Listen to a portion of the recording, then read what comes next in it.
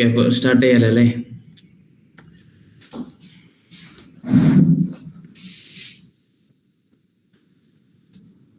Okay. എൻ്റെ പേര് അബ്ദുൽ ഹഫീസ്. ഞാൻ MA സൈക്കോളജി യൂണിവേഴ്സിറ്റി ഓഫ് ഡൽഹിയിൽ ഇപ്പോൾ ഫസ്റ്റ് സെമിസ്റ്റർ കഴിഞ്ഞ് ഇങ്ങനെ ഇരിക്കുവാണ്. ഞാൻ ഇതേപോലെ നിങ്ങളെപ്പോലെ തന്നെ കഴിഞ്ഞ വർഷം ഇതേ സമയത്ത് നിങ്ങളെപ്പോലെ കൺഫ്യൂസായി ഒരു അൺസർട്ടൈനിറ്റി അവസ്ഥയിലൂടെയൊക്കെ ആയിരുന്നു ഈ സമയത്ത് ഞാനും പോയിരുന്നത്. അപ്പം എനിക്ക് നിങ്ങളുടെ ഒരു പൾസ് മനസ്സിലാകും. ഇപ്പം എല്ലാവരും ഒരു കൺഫ്യൂസ് ആയിട്ടുള്ള ഒരു സ്റ്റേജിലായിരിക്കും എല്ലാവരും ഉണ്ടാവുക. പഠിച്ചതൊക്കെ മതിയോ, ഇനി എന്തൊക്കെ പഠിക്കണം, എവിടുന്നൊക്കെ പഠിക്കണം, ഏത് യൂണിവേഴ്സിറ്റി പോകണം, ഏതായിരിക്കും എനിക്ക് കൂടുതൽ ഫിറ്റ് ആവുക എന്ന് പറയുന്ന ഒരുപാട് കൺഫ്യൂഷനിലൂടെ എല്ലാവരും പോവുമായിരിക്കും. അപ്പോൾ ചില നിങ്ങളുടെ കൺഫ്യൂഷനുകളൊക്കെ അഡ്രസ്സ് ചെയ്യാം എന്ന വിശ്വാസത്തോടു കൂടെയാണ് ഞാനിത് ആരംഭിക്കുന്നത്. അപ്പോൾ ഞാൻ പ്രോപ്പറായിട്ട് ഓഡിബിൾ അല്ലേ ഉമേറെ? ഓക്കെ,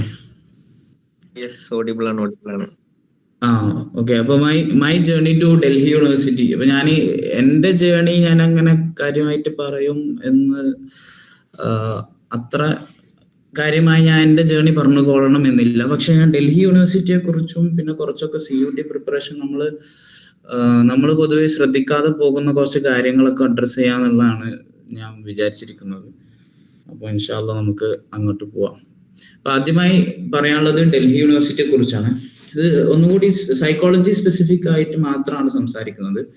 വേറെ ഫീൽഡിൽ നിന്നുള്ളവരുണ്ടോ എന്ന് എനിക്കറിയില്ല. പക്ഷെ സൈക്കോളജി റിലേറ്റഡ് ആയിട്ടുള്ള സംഭവങ്ങളായിരിക്കും പറയുന്നുണ്ടാവും. ഇപ്പൊ ഡൽഹി യൂണിവേഴ്സിറ്റി പൊതുവെ 2 ക്യാമ്പസ് ആയിട്ടാണുള്ളത്. ഒന്ന് നോർത്ത് ക്യാമ്പസും പിന്നെ ഒന്ന് സൗത്ത് ക്യാമ്പസും. അപ്പോൾ ഞാൻ ഉള്ളത് ഇപ്പോൾ നോർത്ത് ക്യാമ്പസിലാണ്. അപ്പോൾ നോർത്ത് ക്യാമ്പസിനെ കുറിച്ചായിരിക്കും കൂടുതൽ സംസാരിക്കുന്നുണ്ടാവുക. സൗത്ത് ക്യാമ്പസിലുള്ളത് MA അപ്ലൈഡ് സൈക്കോളജിയാണ്. പിന്നെ നോർത്ത് ക്യാമ്പസിലുള്ളത് MA സൈക്കോളജിയാണ്. അപ്പോൾ പൊതുവേ നോർത്തിൽ മീൻസ് ഇന്ത്യയുടെ നോർത്തിൽ നോർത്ത് ഏരിയകളിലൊക്കെ ഉള്ള സൈക്കോളജി ഫീൽഡ് അല്ലെങ്കിൽ സൈക്കോളജി പ്രൊവൈഡ് ചെയ്യുന്ന എല്ലാ കോഴ്സുകളും മിക്കതും MA സൈക്കോളജി ആയിരിക്കും. സൗത്തിലോട്ട് പോകുമ്പോഴാണ് ഒന്നുകൂടി MSc സൈക്കോളജി ഒക്കെ ഉള്ളത്. ഹൈദരാബാദിലും പോണ്ടിച്ചേരിയിലും ഒക്കെ ആയി, അതേപോലെ ബാംഗ്ലൂരിലെ പല യൂണിവേഴ്സിറ്റികളിലൊക്കെ MSc ആണ് സൈക്കോളജി ഉള്ളത്. നോർത്ത് റീജിയനിലേക്ക് വരുമ്പോൾ അത് MA സൈക്കോളജിയാണ്. അതിൽ തന്നെ MA അപ്ലൈഡ് സൈക്കോളജിയാണ് സൗത്ത് ക്യാമ്പസിൽ പ്രൊവൈഡ് ചെയ്യുന്നത്. അതേപോലെ ജാമ്യ മില്ലിയയിൽ MA അപ്ലൈഡ് സൈക്കോളജി ആയിരുന്നു കൊടുത്തിരുന്നത്. പക്ഷെ ഈ വർഷം അവർ മാറ്റി MA സൈക്കോളജി ആക്കി. നോർത്ത് ക്യാമ്പസിലുള്ളത് MA സൈക്കോളജിയാണ്. സൗത്ത് ക്യാമ്പസിൽ MA അപ്ലൈഡ് സൈക്കോളജിക്ക് ഏകദേശം 40ഓളം സീറ്റുകൾ ഉണ്ട്. ഇനി നമുക്ക് നോർത്ത് ക്യാമ്പസിനെ കുറിച്ച് പറയാം. അപ്പൊ നോർത്ത് ക്യാമ്പസ് പ്രധാനമായും 4 സ്ഥലങ്ങളിലായിട്ടാണ് നിങ്ങൾക്ക് സീറ്റ് പ്രൊവൈഡ് ചെയ്യുന്നത്. അതിൽ തന്നെ ഏകദേശം 180ഓളം സീറ്റുകൾ എക്സ്റ്റേണൽസിന് എല്ലാവർക്കും വെച്ച് ഒരു 180ഓളം സീറ്റുകൾ കൊടുക്കുന്നുണ്ട്. അതിൽ ഒരു പകുതി 50%-ഓളം 50%-ഓളം നമുക്ക് DUയിൽ തന്നെ UG കഴിഞ്ഞ കുട്ടികൾക്കായിരിക്കും മിക്കവാറും ഉണ്ടാവുക. ബാക്കി 50%, അതായത് ഒരു 80 to 70 അല്ലെങ്കിൽ 60 to 80 സീറ്റുകളാണ് നമുക്ക് പുറത്തുള്ളവർ എക്സ്റ്റേണൽസിന്.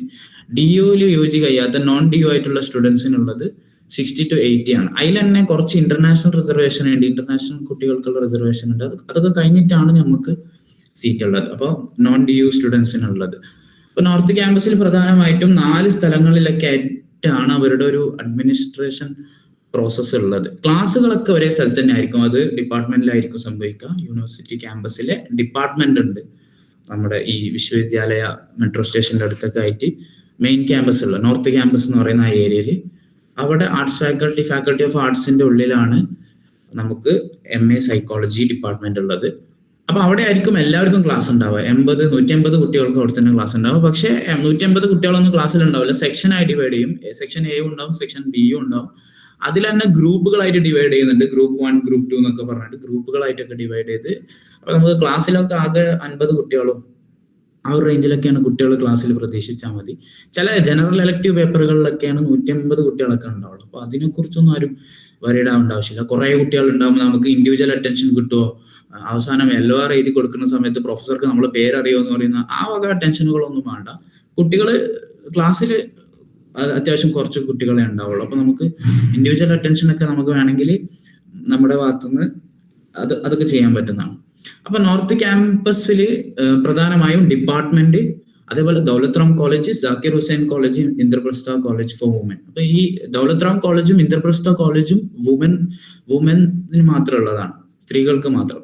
അവർക്ക് മാത്രമേ അവിടെ അഡ്മിഷൻ എടുക്കാൻ പറ്റുള്ളൂ. പിന്നെ ബോയ്സിനുള്ളതാണ് ജാക്കിർ ഹുസൈൻ കോളേജും ഡിപ്പാർട്ട്മെന്റും. അപ്പൊ ഇതെന്തുകൊണ്ടാണ് ഇങ്ങനെ ഡിവൈഡ് ചെയ്തതെന്ന് വെച്ചാൽ മാർക്ക് ബേസിസിലാണ്. ഏറ്റവും മുകളിൽ മാർക്ക് കിട്ടുന്ന, ഏറ്റവും കൂടുതൽ മാർക്ക് കിട്ടുന്ന കുട്ടികൾക്ക് MA സൈക്കോളജി ഡിപ്പാർട്ട്മെന്റിൽ അഡ്മിഷൻ കിട്ടും. അതിന്റെ കുറച്ച് താഴെ വരുന്നവർക്ക്, ബോയ്സ് ആണെങ്കിൽ ജാക്കിർ ഹുസൈൻ കോളേജിലേക്ക് പോകേണ്ടി വരും, ഗേൾസ് ആണെങ്കിൽ ഇന്ദ്രപ്രസ്ഥയും ദൗലത്ത് റാം കോളേജും ഉണ്ട്. അപ്പൊ നമുക്ക് അതൊക്കെ അഡ്മിഷന്റെ സമയത്ത് നമുക്ക് അപ്ഗ്രേഡ് ചെയ്യാനൊക്കെ പറ്റും. അപ്ഗ്രേഡ് ചെയ്യുന്ന സമയത്ത്, അതായത് വേക്കൻസി അനുസരിച്ചിട്ട് നമുക്ക് അപ്ഗ്രേഡ് ചെയ്യാനൊക്കെ പറ്റും. ഈ നോർത്ത് ക്യാമ്പസിൽ കട്ട് ഓഫ് സാധാരണ വരുന്നത് കഴിഞ്ഞ വർഷം, അതായത് നമ്മൾ കയറിയ വർഷം ഫസ്റ്റ് റൗണ്ടിൽ വന്ന കട്ട് ഓഫ് ആണ് 275, 271 ആ ഒരു റേഞ്ചിലായിരുന്നു CUTന്റെ കട്ട് ഓഫ് വന്നിരുന്നത്. പിന്നെ അങ്ങനെ കുറഞ്ഞ് അതൊരു 260, 58 ആ ഒരു ലെവലിലേക്ക് വരെ പോകും. 60ലേക്ക് എത്തുന്നില്ല, 62 വരുന്നുണ്ട് OBC cut off. General cut off അല്ല, OBC കട്ട് ഓഫ് 262 വരെയൊക്കെ വരുന്നുണ്ട്. പിന്നെ ഉള്ളത് ഇതേപോലെ ജാക്കിർ ഹുസൈൻ കോളേജും ദൗലത്ത് റാം കോളേജും ഇന്ദ്രപ്രസ്ഥ കോളേജും. ഇതെന്താണ് ഇതിന്റെ ഡിഫറൻസ് എന്താണെന്ന് ചോദിച്ചാൽ, ഒന്ന്, നമുക്ക് ക്ലാസ്സിൽ യാതൊരു ഡിഫറൻസും ഇല്ല. നമ്മളെ പഠിപ്പിക്കുന്ന സാർ തന്നെയാണ് എല്ലാ കോളേജിലെ കുട്ടികളും. അതായത് അഡ്മിഷൻ കിട്ടുന്നത്, ഇപ്പൊ ജാക്കിർ ഹുസൈനിലാണ് അഡ്മിഷൻ കിട്ടിയെന്ന് വെച്ചാൽ ജാക്കിർ ഹുസൈനിൽ നമ്മൾ ഫീ അടക്കേണ്ടി വരും. പിന്നെ എല്ലാ പേപ്പർ വർക്കിനും അഡ്മിനിസ്ട്രേറ്റീവ് പ്രോസസ്സിനും മൊത്തം നമ്മൾ ജാക്കിർ ഹുസൈൻ കോളേജിൽ പോകേണ്ടി വരും എന്നൊരു വ്യത്യാസം മാത്രമേ ഉള്ളൂ. ഒരു കോളേജും ക്ലാസ്സും പ്രാക്ടിക്കൽസും തുടങ്ങിയ എല്ലാം ഉള്ളത് ഇവിടെ ഡിപ്പാർട്ട്മെന്റിൽ മാത്രമാണ്. ഡിപ്പാർട്ട്മെന്റ് തന്നെ എല്ലാം ഉണ്ടാവും.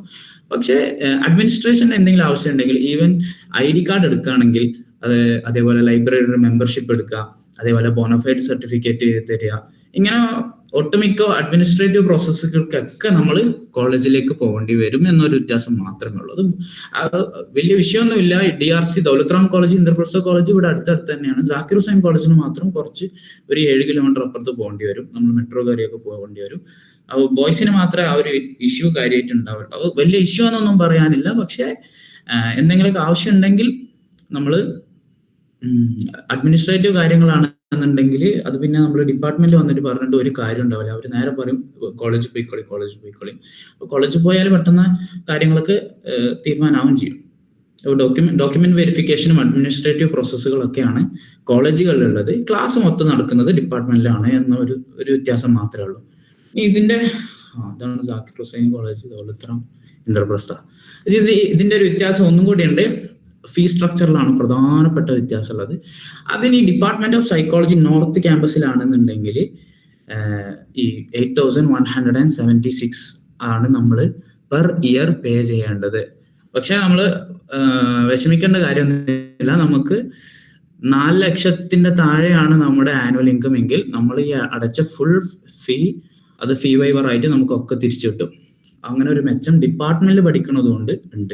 അപ്പോൾ പരമാവധി നിങ്ങൾ ശ്രമിക്കേണ്ടത് DUവിലെത്തുന്ന സമയത്ത് DUയുടെ മെയിൻ ക്യാമ്പസിൽ, മീൻസ് ഡിപ്പാർട്ട്മെന്റിൽ തന്നെ അഡ്മിഷൻ എടുക്കാൻ കഴിയുമെന്ന് നോക്കുക. അതാണ് ഒന്നുകൂടി നല്ലത്. ജാക്കിറിലൊക്കെ കിട്ടുന്നത് അങ്ങനെ മോശമായിട്ടുള്ള കാര്യം അല്ലെങ്കിൽ ഒരു കുറവായിട്ടൊന്നുമല്ല. പക്ഷെ ഡിപ്പാർട്ട്മെന്റിൽ എത്തുന്നത് കൊണ്ട് ഇങ്ങനെ കുറെ ഉപകാരങ്ങളുണ്ട്. അത് ഓരോന്നായിട്ട് ഞാൻ പറയാം. അപ്പൊ ഡിപ്പാർട്ട്മെന്റിൽ അഡ്മിഷൻ എടുക്കുകയാണെന്നുണ്ടെങ്കിൽ ഒന്ന് ശ്രദ്ധിക്കുക. ഇവിടെ നോക്കി, അപ്പൊ 16,000 ജാക്കിറിൽ കൊടുക്കണം എന്നുണ്ടെങ്കിൽ അതിന്റെ നേരെ 50%, അതിന്റെ നേരെ ഹാഫ് കൊടുത്താൽ മതി ഡിപ്പാർട്ട്മെന്റിലുള്ള കുട്ടികൾക്ക്. മാത്രമല്ല ആ കൊടുക്കുന്ന ഹാഫ് തന്നെ, അതായത് 8,000 നമ്മൾ അടക്കുന്നുണ്ടെങ്കിൽ ആ 8,000 നമുക്ക് ഫുൾ ഫീ വൈവർ ആയിട്ട് തിരിച്ചു കിട്ടുകയും ചെയ്യും. ഇനി 4 ലക്ഷത്തിന്റെ മുകളിലാണ് നമുക്ക് ആനുവൽ ഇൻകം എങ്കിൽ 50% തിരിച്ചു കിട്ടും. അതായത് 4,000 സംതിങ് തിരിച്ചു കിട്ടുകയും ചെയ്യും. 8 ലാഖിന്റെ മുകളിലാണെന്നുണ്ടെങ്കിൽ ഒന്നും തിരിച്ചു കിട്ടൂല എന്നുള്ള വ്യത്യാസം മാത്രമേ ഉള്ളൂ. പക്ഷെ 4 ലാഖിന്റെ താഴെ ആയിരിക്കും മിക്കവാറും ഉണ്ടാവുക. അപ്പോൾ അവർക്കൊക്കെ തിരിച്ചു കിട്ടാറുണ്ട്. പിന്നെ ജാക്കിർ ഹുസൈൻ കോളേജിൽ നമുക്ക് 16,000 അടക്കേണ്ടി വരും. പിന്നെ DRCയിൽ 33 സംതിങ്, ഇന്ദ്രപ്രസ്ഥയിൽ അഗൈൻ 16,000. അപ്പോൾ എല്ലാവരും ഇപ്പോൾ ഗേൾസ് ആണെങ്കിൽ അവർ ഏറ്റവും കൂടുതൽ ഓപ്റ്റ് ചെയ്യുന്നത് ഫസ്റ്റ് ഡിപ്പാർട്ട്മെന്റിൽ കിട്ടുമോ നോക്കും, അവിടെ കിട്ടുന്നില്ലെങ്കിൽ ഇന്ദ്രപ്രസ്ഥയിൽ നോക്കും, അവിടെ കിട്ടുന്നില്ലെങ്കിൽ DRCയിൽ നോക്കും. ബോയ്സ് ആകുമ്പോൾ മെയിൻ ആയിട്ട് ഡിപ്പാർട്ട്മെന്റിൽ ശ്രമിക്കും, അവിടെ റെഡി ആയിട്ടില്ല എന്നുണ്ടെങ്കിൽ ജാക്കിറിലേക്ക് നോക്കും. ഇങ്ങനെയാണ് അതിന്റെ ഒരു രീതിയിൽ. അപ്പോൾ ഫീ സ്ട്രക്ചറിൽ പ്രധാനമായിട്ടും വ്യത്യാസമുണ്ട്. അപ്പൊ ഡിപ്പാർട്ട്മെന്റിൽ കിട്ടുകയാണെന്നുണ്ടെങ്കിൽ 8,000 അടച്ചാൽ മതി. മാത്രമല്ല 4 lakhന്റെ താഴെ ഇൻകം ആണെന്നുണ്ടെങ്കിൽ ആ ഫീ നമ്മൾ അടച്ച ഫീ എൻറ്റയർ ഫീ വൈവർ ആയിട്ട് തിരിച്ചു കിട്ടും ചെയ്യും. പിന്നെ ഇനി പറയാനുള്ളത് ഡിപ്പാർട്ട്മെന്റിന് സിലബസിനെ കുറിച്ചാണ്. സിലബസ് എന്ന് പറഞ്ഞാൽ നമ്മൾ NEP ആണ്, പുതിയ വർഷം ഇവർ NEP ഇൻട്രൊഡ്യൂസ് ചെയ്തു. നാഷണൽ എഡ്യൂക്കേഷൻ പോളിസി എല്ലാവർക്കും അറിയുന്നുണ്ടാവും. അപ്പൊ അങ്ങനെ NEP ഇൻട്രൊഡ്യൂസ് ചെയ്തത് കൊണ്ട് തന്നെ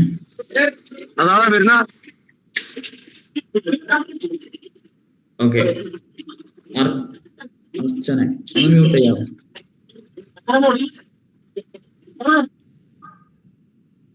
ഓക്കെ അപ്പോൾ NEP നാഷണൽ എഡ്യൂക്കേഷൻ പോളിസി ഇവർ ഇൻട്രൊഡ്യൂസ് ചെയ്തിട്ടുണ്ട്. അപ്പൊ ഇൻട്രൊഡ്യൂസ് ചെയ്തത് കൊണ്ട് തന്നെ കുറച്ച് പ്രൊഫസർമാരും സ്റ്റുഡൻസും കുറച്ച് ക്ലൂലെസ് ആണ് ഇതെങ്ങനെ മുന്നോട്ട് കൊണ്ടുപോകാന്നുള്ളത്.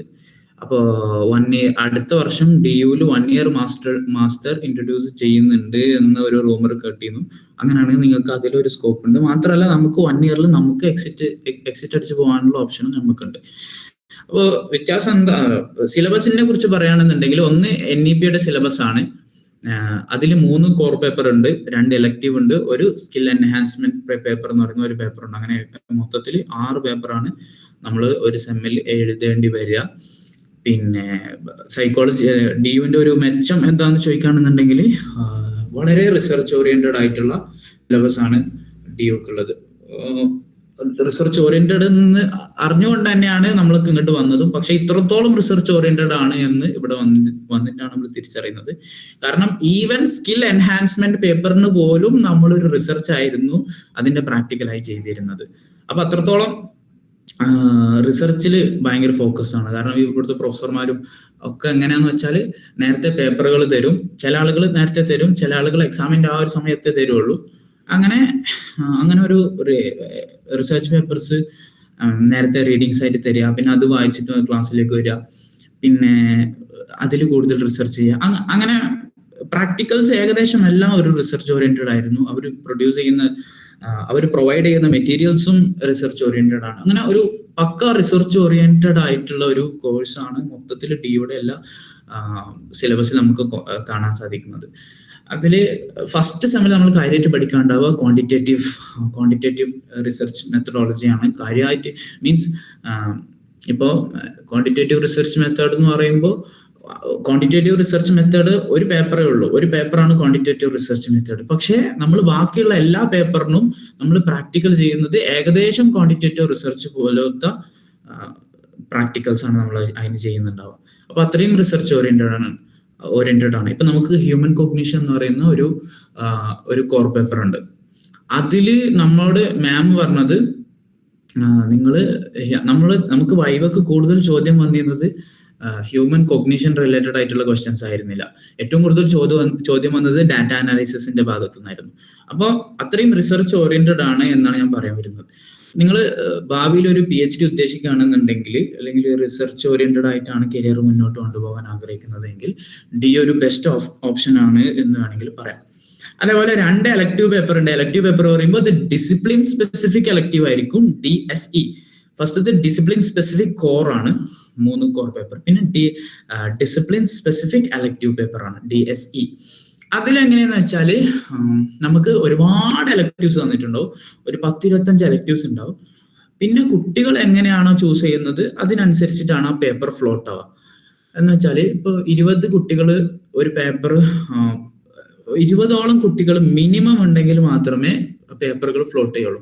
ഇപ്പൊ കഴിഞ്ഞ സെമ്മിന് NEP ഇൻട്രൊഡ്യൂസ് ചെയ്തുകൊണ്ട് ഇവർക്ക് വലിയ ഐഡിയ ഇല്ലാത്തതുകൊണ്ട് നമുക്ക് ആകെ 3 പേപ്പറെ ഫ്ലോട്ട് ചെയ്ത് തന്നിട്ടുള്ളൂ. അതിൽ നമുക്ക് ഏതെങ്കിലും 2 ചൂസ് ചെയ്യാം. പിന്നെ അങ്ങനെയായിരുന്നു ഉണ്ടായിരുന്നത്. അപ്പൊ ഈ സെമ്മിൽ ഏകദേശം കുറെ പേപ്പറുകൾ ഫ്ലോട്ട് ആയിട്ടുണ്ട്. അപ്പൊ നമുക്ക് ഒരു 3-4 പേപ്പറുകൾ ഫ്ലോട്ട് ആയിട്ടുണ്ട്. ഒരു 4-5 പേപ്പർ ഫ്ലോട്ട് ആയിട്ടുണ്ട്. അതിൽ നമുക്ക് 2 നമ്മളെ ഏതാണ് നമുക്ക് കൂടുതൽ താല്പര്യമുള്ളത് എന്ന് നോക്കിയിട്ട് നമുക്ക് എലക്റ്റീവായിട്ട് തിരഞ്ഞെടുക്കാൻ പറ്റും. അപ്പോൾ ഒന്ന് ഫാക്കൽറ്റീസ് അവൈലബിൾ ആണോ എന്ന് നോക്കിയിട്ടാണ് അവർ ഫ്ലോട്ട് ചെയ്യാൻ പേപ്പർ പ്രൊവൈഡ് ചെയ്യുള്ളൂ. രണ്ടാമത്തത് മിനിമം 20 കുട്ടികൾ ഉണ്ടെങ്കിൽ മാത്രമേ പേപ്പർ ഫ്ലോട്ട് ആവുള്ളൂ. പിന്നുള്ളത് സ്കിൽ എൻഹാൻസ്മെന്റ് പേപ്പറാണ്. അത് കഴിഞ്ഞ ഇതിലും അതിന് നമുക്ക് വേറെ ചോയ്സ് ഒന്നുമില്ല. അത് കഴിഞ്ഞ സെമ്മിൽ ഒറ്റൊന്നേ ഉണ്ടായിരുന്നുള്ളൂ, ആങ്കർ മാനേജ്മെന്റ് എന്ന് പറഞ്ഞിട്ടുള്ള ഒരു പേപ്പർ.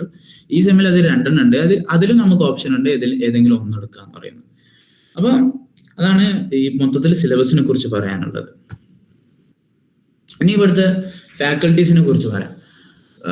ഫാക്കൽറ്റീസ് എന്ന് പറയുമ്പോൾ നമുക്ക് നേരത്തെ പറഞ്ഞു, ഇപ്പൊ നമ്മള് 6 പേപ്പർ ഉണ്ട് പറഞ്ഞു, 3, 2, 1, 6 പേപ്പർ ഉണ്ട് പറഞ്ഞു. 6 പേപ്പറിന് ഇത് എങ്ങനെയാന്ന് പറഞ്ഞാല് ഒരു പേപ്പറിന് 2 പ്രൊഫസർമാർ വെച്ചിട്ട് ക്ലാസ് എടുക്കുന്നുണ്ട്. അപ്പം മിക്ക പേപ്പറുകളും 4 യൂണിറ്റുകളാണ്. 4 യൂണിറ്റുകൾ പറയുമ്പോൾ ഒരു പ്രൊഫസർ 2 യൂണിറ്റ്, മറ്റൊരു പ്രൊഫസർ 2 യൂണിറ്റ്. ഇങ്ങനെ 6 പേപ്പർ ആകുമ്പോൾ 12ഓളം പ്രൊഫസർമാരാണ് നമുക്ക് ക്ലാസ് എടുക്കുന്നുണ്ടാവുക. അത് മാത്രമല്ല ഈ സെമ്മിന് നമുക്കുള്ള ഒരു ഉപകാരമാണോ ഇനി അവസാനം ഉപദ്രവം ആവുമോന്ന് അറിയില്ല. കുറച്ച് ഗസ്റ്റ് ഫാക്കൽറ്റീസും വന്നിട്ടുണ്ട്. അപ്പൊ ഗസ്റ്റ് ഫാക്കൽറ്റീസ് എങ്ങനെ എടുക്കുന്നതെന്ന് വെച്ചാൽ നമുക്കൊരു പാത്തോളജിയുടെ ഒരു പേപ്പർ 4 യൂണിറ്റ് ഉണ്ട്. 4 യൂണിറ്റിനെ ഓരോ യൂണിറ്റ് ഓരോ പ്രൊഫസർമാരെ വെച്ചിട്ട് എടുക്കുന്നത്. ഏകദേശം 12ഓളം ഗസ്റ്റ് ഫാക്കൽറ്റീസ് മാത്രം വന്നിട്ടുണ്ട്. അങ്ങനെ നോക്കുകയാണെന്നുണ്ടെങ്കിൽ ഒരു സെമ്മില് നമുക്കും എലക്റ്റീവ് എടുത്ത കുട്ടികൾക്കൊക്കെ വെച്ച് നോക്കുകയാണെന്നുണ്ടെങ്കിൽ ഏകദേശം 30ഓളം പ്രൊഫസർമാര് ക്ലാസ് എടുക്കുന്നുണ്ട്. 30ഓളം പ്രൊഫസർമാര്, കാരണം അത്രയും കുട്ടികൾ ഉണ്ടാവുമല്ലോ. അപ്പൊ 30ഓളം പ്രൊഫസർമാര് നമുക്ക് ക്ലാസ് എടുക്കുന്നുണ്ട്. ഇതിന്റെ ഒരു പ്രശ്നം എന്താന്ന് വെച്ചാൽ, ഇപ്പൊ വലിയ പ്രശ്നമായി പറയാണോ എന്ന് നമുക്ക് അറിയില്ല. പക്ഷെ പ്രാക്ടിക്കൽ പറയുമ്പോൾ ഓരോരുത്തർക്കും ഒരു പ്രാക്ടിക്കലും ഒരു അസൈൻമെന്റും വെച്ച് തരും. അങ്ങനെ നോക്കുകയാണെങ്കിൽ ഒരു പേപ്പറിന് 2 പ്രൊഫസർമാർ എടുക്കണ്ടല്ലോ. അപ്പൊ 2 പ്രൊഫസർമാര് ഒരു പ്രാക്ടിക്കലും ഒരു അസൈൻമെന്റും. അപ്പോ ഒരു പേപ്പറിന് 2 പ്രാക്ടിക്കലും 2 അസൈൻമെന്റും. അപ്പൊ 4 എണ്ണം. അങ്ങനെ നോക്കുകയാണെങ്കിൽ 6 × 4 24ഓളം പ്രാക്ടിക്കലും അസൈൻമെന്റും ആണ് നമ്മൾ ഒരു സെമ്മിൽ ചെയ്തു തീർക്കാനുണ്ടാവുക. DUല് വരികയാണെന്നുണ്ടെങ്കിൽ നമുക്ക് തുടക്ക സമയത്ത് വലിയ ഹെക്ടിക്കായി തോന്നുന്നില്ല. പക്ഷെ എക്സാമിന്റെ സമയത്താകുമ്പോൾ നമുക്ക് അത്യാവശ്യം ഇതൊരു ഹെക്ടിക്കായി തോന്നും. പക്ഷെ നമുക്കൊക്കെ ചെയ്തു തീർക്കാനുള്ളതേ ഉള്ളൂ. ഹെക്ടിക്കാണെന്ന് വിചാരിച്ചിട്ട് നമുക്ക് അവിടെ വെറുതെ ഒഴിവാക്കേണ്ട ആവശ്യമൊന്നുമില്ല. പക്ഷെ കുറച്ച് ഹെക്ടിക് ആയിരിക്കും. നമുക്ക് വളരെ ഇൻട്രസ്റ്റിംഗ് ആയിട്ടുള്ള ചില പ്രാക്ടിക്കൽസ് ഒക്കെ ഉണ്ട്. ഇപ്പോൾ ഡോക്യുമെന്ററി പ്രാക്ടിക്കൽ ക്ലാസ് എങ്ങനെയാന്ന് വെച്ചാൽ ഇപ്പോൾ ഒരു 2 മണിക്കൂർ നീണ്ടുക്കുന്ന ഒരു നല്ല ഡോക്യുമെന്ററി ഒക്കെ ഉണ്ടാവും. അപ്പൊ ഡോക്യുമെന്ററി ഇങ്ങനെ കണ്ടിട്ട് അതിന്റെ റിഫ്ലക്ഷൻസ് ഒക്കെ എഴുതാനായിരിക്കും. അങ്ങനെയൊക്കെ നമുക്ക് പ്രാക്ടിക്കലും അസൈൻമെന്റും ഒക്കെ ഉണ്ടായിരുന്നു. അങ്ങനെ 2 ഡോക്യുമെന്ററി ഒക്കെ നോക്കിയിട്ട് എഴുതിയിരുന്നു. അതേപോലെ മൂവി അനാലിസിസിന്റെ അസൈൻമെന്റ് ഉണ്ടായിരുന്നു. പുറത്തുപോയി നമ്മൾ മെന്റൽ ഹെൽത്ത് ക്യാമ്പയിൻ ഒക്കെ നടത്തിയിരുന്നു. നമുക്ക് തന്നെ തോന്നുന്നു അടിപൊളിയായിട്ട് ചെയ്യണം എന്ന് ഒക്കെ വിചാരിച്ചിരുന്നു. അല്ലെങ്കിൽ അങ്ങനെ അത്ര ഇൻട്രസ്റ്റിംഗ് ആയിട്ടുള്ള പ്രാക്ടിക്കലും അസൈൻമെന്റും ഒക്കെ നമുക്ക് ഇവിടുന്ന് കിട്ടും. പക്ഷെ പ്രശ്നം എന്താണെന്ന് വെച്ചാൽ എല്ലാം കൂടെ ചെയ്യാനുള്ള സമയം ഉണ്ടാവില്ല എന്നുള്ളത് ഒരു പ്രശ്നം തന്നെയാണ്. അപ്പൊ അങ്ങനെയാണ് ഫാക്കൽറ്റീസിനെ കുറിച്ച് പറയാനുള്ളത്. പറഞ്ഞു മൊത്തത്തിൽ ഇത്രയും ഒരുപാട് ഫാക്കൽറ്റീസ് ഉണ്ട്. ഫാക്കൽറ്റീസ് പറയുമ്പോൾ ഇവര് ചില്ലറക്കാരൊന്നല്ല. ഇവർക്ക് അത്യാവശ്യം പബ്ലിക്കേഷൻസ് ഒക്കെ ഉള്ള ചില പേപ്പറിന് എങ്ങനെയാന്ന് വെച്ചാൽ ഇവർ പബ്ലിഷ് ചെയ്ത റിസർച്ച് പേപ്പറിന് തന്നെയാണ് ഇവര് പഠിപ്പിക്കുക. അപ്പൊ നിങ്ങൾക്ക് മനസ്സിലാവുണ്ടാവില്ല. അപ്പൊ അവര് എത്രത്തോളം നോളജബിൾ ആയിട്ടുള്ള ആളുകൾ ഉണ്ട് എന്ന് നമുക്ക് മനസ്സിലാവും. ഇവര് പബ്ലിഷ് ചെയ്ത പേപ്പറുകൾ തന്നെ ആയിരിക്കും നമുക്ക് പഠിക്കേണ്ടി വരിക. അത് തന്നെ ആയിരിക്കും നമുക്ക് ചിലപ്പോൾ എക്സാമിന് ചോദിക്കുകയും ചെയ്യാം. അപ്പോൾ ഫാക്കൽറ്റീസ് ഒക്കെ അത്രയും ക്വാളിഫൈഡ് ആയിട്ടുള്ള എമിനന്റ് ആയിട്ടുള്ള ഫാക്കൽറ്റീസ് ആണ്. അതേപോലെ തന്നെ പക്ഷെ എന്നാലും ഒരു ചെറിയ ഫ്ലോസ് ഒക്കെ നമുക്ക് കാണാൻ പറ്റും കേട്ടോ. ഫാക്കൽറ്റീസ് എല്ലാവരും അടിപൊളിയാണെന്ന് പറഞ്ഞാൽ എല്ലാവരും നല്ല വിവരമുള്ള ആളുകളാണ്. പക്ഷെ ചില ആളുകൾക്കൊക്കെ പഠിപ്പിക്കാനുള്ള ഒരു സ്കിൽ ഉണ്ടാവുമല്ലോ, അത് ഇല്ലാത്ത ആളുകളും ഉണ്ട്. അപ്പോൾ നല്ല പ്രൊഫസർമാരാണ്, പക്ഷെ നല്ല രീതിയിൽ പഠിപ്പിച്ചു കൊള്ളണം എന്നില്ല. പക്ഷെ നമ്മൾ പഠിക്കേണ്ടി വരും. അങ്ങനെ ഒരു പ്രശ്നമുണ്ട്. അപ്പൊ ആ വക പ്രശ്നങ്ങൾ ഇപ്പൊ എല്ലായിടത്തും ഉണ്ടാവുന്നതാണ് തോന്നുന്നത്. എന്നാലും അതത്രേ ഉള്ളൂ. പിന്നെ പ്രാക്ടിക്കൽസിനെ കുറിച്ച് നമ്മളിപ്പോ പറഞ്ഞു. ഏകദേശം 12ഓളം പ്രാക്ടിക്കൽ വരും, 12 അസൈൻമെന്റ് വരും. അങ്ങനെ 24ഓളം സംഭവങ്ങൾ നമ്മളൊരു സെമ്മിൽ ചെയ്തു തീർക്കാണ്ട്. പിന്നുള്ളതാണ് ഹോസ്റ്റൽ എന്ന് പറയുമ്പോൾ നമ്മൾ മലയാളികളായിട്ടുള്ള ആളുകൾ തീരെ ഒരു ഫോക്കസ് ചെയ്യാത്ത ഒരു സംഭവമാണ്. അല്ലെങ്കിൽ ഫോക്കസ് എന്തുകൊണ്ടാണെന്ന് അറിയുന്നില്ല. മലയാളികൾ പൊതുവെ ഹോസ്റ്റലുകളിൽ കുറവാണ്. മലയാളികൾ പുറത്തവിടെ വിജയനഗരം, ലക്ഷ്മിനഗർ, കമലാനഗർ പോലത്തെ സ്ഥലങ്ങളിലൊക്കെ പോയി അവിടെ കഷ്ടപ്പെട്ട് ഇങ്ങനെ ജീവിക്കാണ്. കുറെ റെന്റൊക്കെ കൊടുത്ത് ചെറിയ റൂമിലൊക്കെ നിന്ന് അഡ്ജസ്റ്റ് ചെയ്ത് ഇങ്ങനെ ജീവിക്കാം. എന്നിട്ട് എക്സാം ലൈബ്രറിയിലൊക്കെ ഇങ്ങനെ വന്ന് പഠിക്കുക. കാരണം അവിടെ ഒന്നും പഠിക്കാനും കഴിയില്ല. അപ്പോൾ എനിക്ക് പറയാനുള്ളത്, നിങ്ങൾ നോക്കുകയാണെന്നുണ്ടെങ്കിൽ ഹോസ്റ്റൽ കൂടി ട്രൈ ചെയ്യണം. പക്ഷെ ഹോസ്റ്റലിൽ ചെറിയ പ്രശ്നം എന്താന്ന് വെച്ചാൽ ഒരു ഡിപ്പാർട്ട്മെന്റിൽ 1-2 ആളുകൾക്ക് മാത്രമേ കിട്ടുള്ളൂ. ആ കുറച്ച് ഹോസ്റ്റലുകളെ ഇവിടെ ഉള്ളൂ. ബോയ്സിനാണെങ്കിലും ഗേൾസിനാണെങ്കിലും. ഗേൾസിന് ഇന്റർനാഷണൽ ഹോസ്റ്റലും അല്ലാതെ ഹോസ്റ്റലുകളൊക്കെ ഉണ്ട്. ബോയ്സിനും അങ്ങനെ തന്നെയാണ്. പക്ഷെ പ്രശ്നം ഇത് മാത്രമേ ഉള്ളൂ, കുറച്ച് സീറ്റുകൾ മാത്രമേ ഉള്ളൂ. അപ്പോൾ പരമാവധി എല്ലാവരും അപ്ലൈ ചെയ്തിട്ട് ഹോസ്റ്റലുകളിലേക്ക് കയറാൻ കഴിയുമോ നോക്കുക. ഹോസ്റ്റലിൽ കയറി കഴിഞ്ഞാൽ ഇവിടുത്തെ അടിപൊളിയാണ്. ഇവിടെ സിംഗിൾ റൂമാണ് ഒരാൾക്ക്. നമ്മൾ പുറത്ത് കൊടുക്കുന്ന അതേ ഫീ, പുറത്ത് കൊടുക്കുന്ന അത്രയും കൊടുക്കണ്ട, വെറും 5000 രൂപക്ക് നമ്മൾ ഹോസ്റ്റൽ ഫീ കൊടുത്തുകൊണ്ട് നല്ല ഭക്ഷണം കഴിച്ച്, നല്ല ഭക്ഷണം എന്ന് പറഞ്ഞാൽ ഇവിടെ പുറത്തുനിന്നൊക്കെ കിട്ടുന്ന ഒരു അഴുക്ക സാധനങ്ങളൊന്നുമല്ല, നല്ല ഭക്ഷണം. നോർത്ത് ഇന്ത്യൻ ഭക്ഷണം ആണെങ്കിലും നമുക്ക് പെട്ടെന്ന് അഡാപ്റ്റ് ചെയ്യാൻ പറ്റുന്ന നല്ല ഭക്ഷണങ്ങൾ ആണ് ഹോസ്റ്റലിൽ പൊതുവെ പ്രൊവൈഡ് ചെയ്യുന്നത്. അപ്പോൾ ഹോസ്റ്റലിന് അതിൻ്റെതായിട്ടുള്ള ഒരു സ്റ്റാൻഡേർഡ് ഉണ്ട്. അപ്പോൾ നല്ല ഭക്ഷണങ്ങൾ കഴിക്കാൻ വേണ്ടി നമുക്ക് ഹോസ്റ്റലിലോട്ട് വരാം. അപ്പോൾ അങ്ങനൊക്കെ ഉപകാരങ്ങളാണ് നമുക്ക് ഹോസ്റ്റൽ ചൂസ് ചെയ്യുന്നതുകൊണ്ട് നമുക്ക് ഉണ്ടാവുക. പിന്നെ എന്തുകൊണ്ട് നിങ്ങൾ DU തിരഞ്ഞെടുക്കണം എന്ന് പറയുകയാണെന്നുണ്ടെങ്കിൽ, DU may be the right fit for you if you are interested in research oriented learning. കുറച്ചുകൂടി റിസർച്ച് ഓറിയന്റഡ് ആയി പഠിക്കണം എന്നുണ്ടെങ്കിൽ, ഇപ്പോൾ കഴിഞ്ഞ സമയത്ത് നമ്മൾ ഫുൾ ക്വാണ്ടിറ്റേറ്റീവ് റിസർച്ചുകളായിരുന്നു നമ്മൾ ഏകദേശം ചെയ്തിരുന്നത്. ഇനി നമ്മൾ ചെയ്യാൻ പോകുന്നത് ക്വാളിറ്റേറ്റീവ് റിസർച്ചിലാണ്. ഈ സെമ്മ നമ്മൾ പഠിക്കാനുള്ളത് ക്വാളിറ്റേറ്റീവ് റിസർച്ചിലാണ്. അപ്പം നിങ്ങൾ ഒരു റിസർച്ച് ഓറിയന്റഡ് ആയിട്ടാണ് നിങ്ങളുടെ കരിയർ മുന്നോട്ട് കൊണ്ടുപോകാൻ ആഗ്രഹിക്കുന്നതെങ്കിൽ എന്തുകൊണ്ടും DU ഒരു നല്ല ചോയ്സാണ്. ഇവർ കാര്യമായിട്ട് പഠിപ്പിച്ചോളണം എന്നൊന്നുമില്ല, പക്ഷെ നമുക്ക് അത്യാവശ്യം പണി വരും, നമ്മൾ ഇരുന്ന് പഠിക്കേണ്ടി വരും. നമ്മൾ പ്രൊഫസർമാരുടെ അധികം കാര്യമായിട്ട് വലിയ കാര്യങ്ങളൊന്നും പഠിക്കൊന്നുമില്ല. പക്ഷേ ഇവിടെയുള്ള PhD സ്കോളേഴ്സ് നമുക്ക് മെന്റേഴ്സ് ആയിട്ട് ചില പ്രാക്ടിക്കൽ ക്ലാസ്സിനൊക്കെ PhD സ്കോളേഴ്സിനെ അവർ അസൈൻ ചെയ്തിട്ടുണ്ടാവും. അപ്പൊ അവരുടെ അടുത്തുനിന്നും അതേപോലെ നമ്മുടെ പിയർ ഗ്രൂപ്പിലുള്ള നമ്മുടെ ക്ലാസ്സിലുള്ള കുട്ടികളുടെ അടുത്തുനിന്നൊക്കെ ആയിരിക്കും. ഇപ്പൊ നമ്മളൊക്കെ ഏറ്റവും കൂടുതൽ പഠിച്ചിട്ടുണ്ടാവുക പ്രൊഫസർമാരെക്കാളും കൂടുതൽ, പ്രൊഫസർമാരുടെ അടുത്തുനിന്നതിനേക്കാളും കൂടുതൽ നമ്മളെ ഒപ്പമുള്ള ആളുകളുടെ അടുത്ത് നിന്നായിരിക്കും. കാരണം 50% കുട്ടികൾ DU തന്നെ ഗ്രാജുവേറ്റ് ആയിട്ടുള്ള കുട്ടികളാണ്. അപ്പൊ അവർക്ക് ഇതിന്റെ ഒരു രീതി ഇതെങ്ങനെ കൊണ്ടുപോകണ്ടേന്ന് അവർക്ക് അറിയുന്നുണ്ടാവും. കാരണം നമുക്ക് പ്രാക്ടിക്കൽ ഇങ്ങനെ തന്നിട്ട് അവർ പറയും എന്നാ ചെയ്തോളി എന്ന് പറഞ്ഞിട്ട് ഓരാണ്ട് പോകും.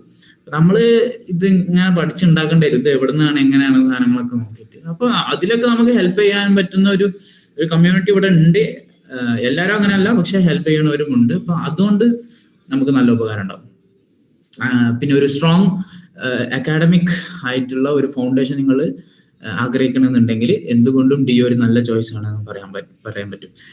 U prefer a curriculum that emphasise theoretical clarity, research methods, അങ്ങനെ കോൺസെപ്റ്റ്സുകളൊക്കെ കറക്റ്റ് മനസ്സിലാക്കണമെന്നുണ്ടെങ്കിൽ DU നിങ്ങൾക്ക് ഒരു ചോയ്സ് ആയിട്ട് എടുക്കാൻ പറ്റും. You are looking for exposure to both clinical and applied aspects of psychology നോക്കുകയാണെന്നുണ്ട്. അതായത് നിങ്ങൾക്ക് ക്ലിനിക്കൽ ആയിട്ടുള്ള എക്സ്പോഷർ ഇവിടുന്ന് കിട്ടുന്നുണ്ട്, റിസർച്ച് ആയിട്ടുള്ള എക്സ്പോഷറുകളും നിങ്ങൾക്ക് തീർച്ചയായിട്ടും ഇവിടുന്ന് കിട്ടും എന്നുള്ളതാണ്. നമ്മളെ ഇന്റേൺഷിപ്പ് ഒക്കെ നമുക്ക് DRDO, എയിംസ്, നിംഹാൻസ്, വിംഹാൻസ് എന്നൊക്കെ പറയുന്ന ക്ലിനിക്കൽ ആയിട്ടുള്ള, അതേപോലെ തന്നെ റിസർച്ചിലും ഏറ്റവും മികച്ചു നിൽക്കുന്ന പല ഇൻസ്റ്റിറ്റ്യൂട്ടുകളും, ഇപ്പൊ IIT ഡൽഹിയിലും IIT ബോംബെയിലൊക്കെ ആയിട്ട് നമുക്ക് സമ്മർ ഇന്റേൺഷിപ്പിനും ഒക്കെ അങ്ങനെയൊക്കെ പോകാൻ പറ്റും. റിസർച്ച് എക്സ്പോഷർ ആഗ്രഹിക്കുകയാണെന്നുണ്ടെങ്കിൽ. അപ്പൊ റിസർച്ചിനും ക്ലിനിക്കലിനും നമുക്ക് എക്സ്പോഷർ DU പ്രൊവൈഡ് ചെയ്യുന്നുണ്ട് എന്നുള്ളതാണ്. ഒരു പ്രൊവൈഡ് ചെയ്യുന്നുണ്ടോ ഇല്ലേ എന്നുള്ളതല്ല, നമുക്ക് ഇതൊക്കെ ഒന്നും കൂടി എളുപ്പമായി കിട്ടും. കാരണം സ്പൂൺ ഫീഡിങ് എന്ന് പറയുന്ന സാധനമൊന്നും എവിടെയില്ല. അത് മാസ്റ്റേഴ്സ് ഡിമാൻഡ് സെൽഫ് സ്റ്റഡി. അപ്പൊ നമ്മള് അധികവും സ്വന്തം പഠിച്ചുണ്ടാക്കണം. സെൽഫ് സ്റ്റഡി ആണ് എന്ന് പറയുന്ന ഒരു റിയാലിറ്റി നിങ്ങൾ മനസ്സിലാക്കണം.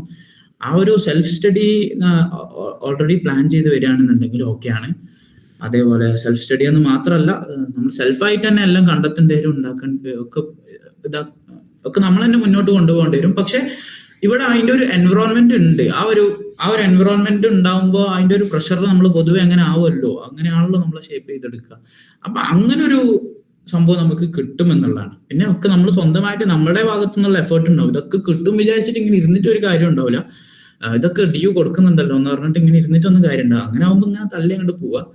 അല്ലാതെ ഇതൊക്കെ നമ്മൾ അങ്ങോട്ട് നമ്മുടെ ഭാഗത്തു നിന്നുള്ള ഒരു മൂവ് ഉണ്ടെങ്കിൽ മാത്രമേ ഇതൊക്കെ സാധ്യമാവൂ എന്നുകൂടി ഇതിന്റെ ഒപ്പം മനസ്സിലാക്കാം.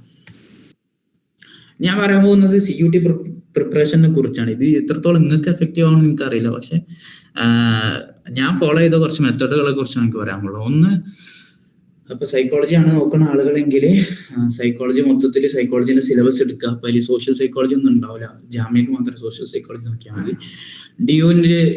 CUTക്ക് വേണ്ടി നമ്മൾ സോഷ്യൽ സൈക്കോളജി ഒന്നും നോക്കേണ്ട ആവശ്യമില്ല. അപ്പൊ നിങ്ങൾ എന്ത് ചെയ്യാം, ആദ്യം നിങ്ങളുടെ weak areas identify your weak areas and start by working on the weakest ones before moving to easier one. അത് നമ്മുടെ ഒരു ട്രിക്ക്. അതായത് നിങ്ങൾക്ക് എത്ര വർക്ക് ആവും നിങ്ങൾക്ക് അറിയില്ല, പക്ഷെ ഇങ്ങനെ വർക്ക് ആവുന്ന ആളുകൾക്ക് വേണമെങ്കിൽ ഇങ്ങനെ ചെയ്ത് നോക്കാൻ പറ്റും. എന്താന്ന് വെച്ചാൽ നമ്മൾ ആദ്യം നമ്മുടെ വീക്ക് ഏരിയ ഏതാണെന്ന് മനസ്സിലാക്കുക. ചിലപ്പോൾ സ്റ്റാറ്റിസ്റ്റിക്സ് ആയിരിക്കും, ചിലപ്പോൾ റിസർച്ച് മെത്തഡോളജി ആയിരിക്കും, ചിലപ്പോൾ ഫിസിയോളജി ആയിരിക്കും, അല്ലെങ്കിൽ ചിലപ്പോൾ മെമ്മറിയോ മോട്ടിവേഷൻ, അതൊക്കെ ഒന്നും ആയിരിക്കും പ്രശ്നം ഉണ്ടാവും തോന്നുന്നില്ല.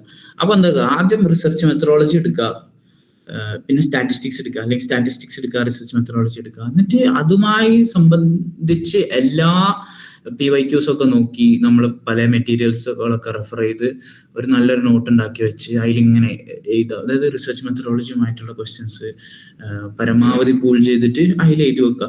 സ്റ്റാറ്റിസ്റ്റിക്സ് ഇതേപോലെ പരമാവധി കളക്ട് ചെയ്തിട്ട് അതിന്റെ ക്വസ്റ്റ്യൻസ് കളക്ട് ചെയ്തിട്ട് അതിൽ എഴുതി വെക്കുക. അങ്ങനെ നമ്മളെ വീക്ക് ഏരിയകളെ നമ്മൾ സ്ട്രോങ് ആക്കി കൊണ്ടുവരണം. അപ്പോഴാണ് നമ്മൾ മാക്സിമം എത്ര ക്വസ്റ്റ്യൻസ് കാണുന്നു അത്രത്തോളം നമുക്ക് നന്നായി പെർഫോം ചെയ്യാൻ പറ്റും എന്നുള്ളതാണ് ഈ പൊതുവേ എൻട്രൻസ് എക്സാമിന്റെ ഒരു ശൈലി. അപ്പോ നമ്മൾ പരമാവധി എത്രത്തോളം ക്വസ്റ്റ്യൻസ് നമ്മൾ കണ്ടെത്തുന്നു അതിനനുസരിച്ച് വർക്ക് ചെയ്യുമ്പോഴാണ് നമുക്ക് കൃത്യമായിട്ട് അതിന്റെ ഒരു റിസൾട്ട് കാണാൻ പറ്റും. ആദ്യം നിങ്ങൾക്ക് ചെയ്യാൻ പറ്റും. ഇപ്പൊ ഞാൻ ഫോളോ ചെയ്ത ഒരു മെത്തേഡാണ്, എന്റെ കുറച്ച് വീക്ക് ഏരിയാസ് ഞാൻ ആദ്യം ലിസ്റ്റ് ഔട്ട് ചെയ്തു. എന്നിട്ട് ആ വീക്ക് ഏരിയാസിലാണ് കൂടുതൽ വർക്ക് ചെയ്തിട്ടുള്ളത്. ഈസി ആയിട്ടുള്ള ഏരിയാസിൽ നമുക്ക് അധികം പണിയെടുക്കേണ്ട ആവശ്യമൊന്നും ഉണ്ടാവില്ല. അതൊക്കെ എല്ലാവർക്കും കിട്ടും. അങ്ങനെ പ്രശ്നമുണ്ട്. അതായത് അറിയുന്ന ഉത്തരമൊക്കെ എല്ലാവർക്കും അറിയുന്നുണ്ടാവും, അറിയാത്ത ഉത്തരങ്ങൾ കുറച്ച് ആർക്കും അറിയുന്നുണ്ടാവില്ല. അപ്പൊ നമ്മൾ എപ്പോഴാണോ അറിയാത്ത ഉത്തരങ്ങൾ നമുക്ക് എപ്പോഴാണോ അറിഞ്ഞു തുടങ്ങുക അപ്പോഴാണ് നമ്മൾ മറ്റുള്ളവരെക്കാളും കൂടുതൽ മാർക്ക് നേടേണ്ടത് എന്ന് നമുക്ക് തോന്നി തുടങ്ങും. മീൻസ് ഇപ്പൊ മോട്ടിവേഷനിലെയോ മെമ്മറിയിലൊക്കെ ചോദ്യങ്ങൾ ഇപ്പൊ എല്ലാവർക്കും കിട്ടുന്നുണ്ടാവും. ഇപ്പൊ സ്റ്റാറ്റിസ്റ്റിക്സിന്റെ ഏതെങ്കിലും ഒക്കെ ഒരു ചോദ്യം വന്നു ആർക്കും പെട്ടെന്ന് ചിന്തിച്ച് കിട്ടാൻ കഴിയാത്ത ഒരു ചോദ്യം. അപ്പൊ നമ്മൾ എന്ത് ചെയ്യാം, നമുക്ക് അത് കിട്ടുന്നുണ്ടെങ്കിൽ അപ്പോഴാണ് നമ്മൾ നല്ലോണം എഫേർട്ട് എടുത്ത് പഠിക്കുന്നുണ്ട്, അല്ലെങ്കിൽ നമുക്ക് ഒരേക്കാളും സ്കോർ ചെയ്യാൻ പറ്റും എന്ന് പറയുന്ന ആ ഒരു ഇതിലേക്ക് എത്തുള്ളൂ. അപ്പോൾ വീക്ക് ഏരിയാസിൽ കൂടുതൽ കോൺസെൻട്രേറ്റ് ചെയ്ത് അത് ശരിയാക്കി എടുക്കാൻ കഴിയും നോക്കുക. പിന്നെ പറയാനുള്ള പ്രീവിയസ് ഇയർ പേപ്പർ, അത് എല്ലാവരും പറയുന്നത് തന്നെയാണ്. അത് എല്ലാവരും പറയുന്നത് എന്നുള്ളത് തന്നെയാണ് അതിന്റെ ഏറ്റവും വലിയ ഇമ്പോർട്ടൻസ്. കാരണം PYQ ഇപ്പൊ 2025 എടുത്തു നോക്കുക, 24 എടുക്കുക, 23, 21, 22, 2018 CUT എന്നാണോ ആരംഭിച്ച അന്ന് മുതൽ നോക്കുക. അതിന് മുമ്പ് DUവിൻ്റെത്, പോണ്ടിച്ചേരിൻ്റെത്, അതേപോലെ ഹൈദരാബാദിന്റെ ഒക്കെ അവരുടെ യൂണിവേഴ്സിറ്റി സ്വന്തമായിട്ട് ഇറക്കിയിട്ടുള്ള ക്വസ്റ്റ്യൻ പേപ്പേഴ്സ് ഉണ്ടാവും. അപ്പൊ അത് നോക്കി പഠിക്കുക. അപ്പൊ പരമാവധി CUT എന്ന് മുതലാണോ തുടങ്ങിയ അന്ന് മുതൽ നോക്കുക. അതിന് മുമ്പ് വേറെ യൂണിവേഴ്സിറ്റിക്ക് വേറെ പാറ്റേൺ ഉണ്ടാവും, അതും കൂടി പഠിക്കാം. സോഷ്യൽ സൈക്കോളജി ഒക്കെ ഇഗ്നോർ ചെയ്തോളി. ഇപ്പൊ കാര്യം സീരിയസ് ആയി നോക്കൊന്നും വേണ്ട. കാരണം ജാമ്യ നോക്കുന്നവരാണെന്നുണ്ടെങ്കിൽ സോഷ്യൽ സൈക്കോളജി ഇപ്പൊ അവിടെ നിൽക്കട്ടെ, ബാക്കിയുള്ളതൊക്കെ നല്ല വൃത്തിക്ക് പഠിച്ചിട്ട് സോഷ്യൽ സൈക്കോളജിയിലേക്ക് ജാമ്യന്റെ സമയമാകുമ്പോൾ സോഷ്യൽ സൈക്കോളജി നല്ല രീതിയിൽ നോക്കിയാൽ മതി. അങ്ങനെ നോക്കിയാൽ തന്നെ മതിയാവും. പിന്നുള്ളത് ടെലിഗ്രാം ഗ്രൂപ്പാണ്. ഇത് എല്ലാവരും ഓവർലുക്ക് ചെയ്തിരുന്ന, ആരും അത്ര ഒരു കെയർ ചെയ്യാത്ത ഒരു സ്ഥലമാണ് ടെലിഗ്രാം ഗ്രൂപ്പ് എന്ന് പറയുന്നത്. ഇഷ്ടം പോലെ ടെലിഗ്രാം ഗ്രൂപ്പ് സ്റ്റുഡൻസ് തന്നെ റൺ ചെയ്യുന്ന ഇഷ്ടം പോലെ ടെലിഗ്രാം ഗ്രൂപ്പ് ഉണ്ട്. അപ്പൊ പരമാവധി ടെലിഗ്രാം ഗ്രൂപ്പുകളിലൊക്കെ കയറി ചെല്ലാൻ കഴിയാൻ നോക്കുക. അവിടെ ആണെങ്കിൽ ഈ നോർത്ത് ഏരിയയിലുള്ള നോർത്ത് ഇന്ത്യയിലെ കുട്ടികളൊക്കെ അതിൽ ഇങ്ങനെ ചർച്ച ചെയ്യുന്നുണ്ടാവും, ഇതിൽ അങ്ങനെയാണല്ലോ ഇങ്ങനെയാണല്ലോ ഒക്കെ പറഞ്ഞിട്ട്. അപ്പൊ അതിൽ നിന്നൊക്കെ നമുക്ക് എന്തായാലും ഐഡിയ കിട്ടും. അപ്പോ അവരുടെ ഒരു പ്രിപ്പറേഷൻ ലെവൽ വരെ നമുക്ക് മനസ്സിലാക്കാൻ പറ്റും. ഇവർ ഈ ഏരിയകളിലൊക്കെ നോക്കുന്നുണ്ട്, ഈ ഏരിയകളിൽ കൂടുതൽ ഫോക്കസ് ചെയ്യുന്നുണ്ട്, അപ്പൊ ഞാനും അങ്ങോട്ടൊക്കെ നോക്കണം എന്ന് പറയുന്ന ഒരു ബോധം നമുക്ക് ഉണ്ടാക്കണം എന്നുണ്ടെങ്കിൽ നമുക്ക് തന്നെ ഒരു പ്രഷർ ഇട്ട് കൊടുക്കണം, എന്നാലേ നമ്മൾ പണിയെടുക്കുള്ളൂ. ഉള്ളിൽ നിന്ന് ഒരു പ്രഷർ വരും എന്ന് വിചാരിച്ചിട്ട് ഇങ്ങനെ ഇരിക്കുകയാണെന്നുണ്ടെങ്കിൽ അത് വരുത്തുന്നുണ്ടാവില്ല. അതൊക്കെ പരീക്ഷ കഴിഞ്ഞാലും അത് വരുത്തുന്നുണ്ടാവില്ല. പുറത്തുനിന്നുള്ള പ്രഷറുകളിലേക്ക് നമ്മൾ ഇങ്ങനെ ഇട്ട് കൊടുക്കുമ്പോഴേ ഉള്ളിൽ നിന്ന് നമ്മളടുത്ത് സാധനം വരുള്ളൂ.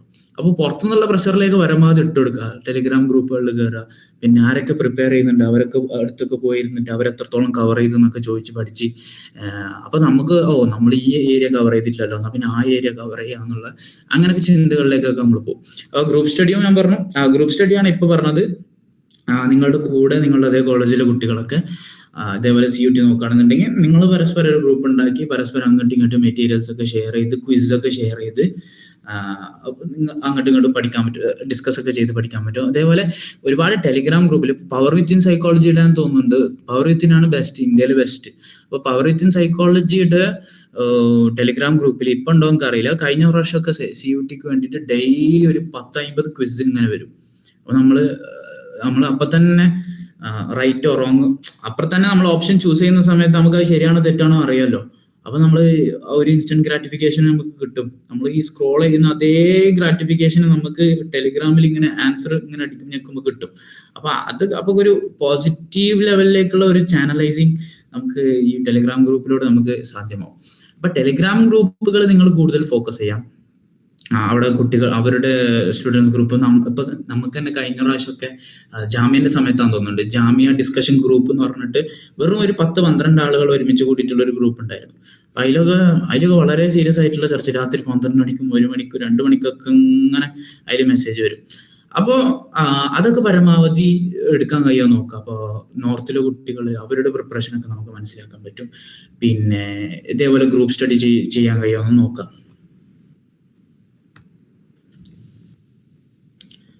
പിന്നെ benefits of being in Delhi, അതിപ്പോ നിങ്ങൾക്ക് അറിയുന്നുണ്ടാവും. ഡൽഹി ഇപ്പൊ ഞാൻ പറഞ്ഞ പോലെ തന്നെ ഒരുപാട് എക്സ്പോഷർ ഒക്കെ കിട്ടും, എക്കണോമിക് എക്സ്പോഷർ ഒക്കെ കിട്ടും.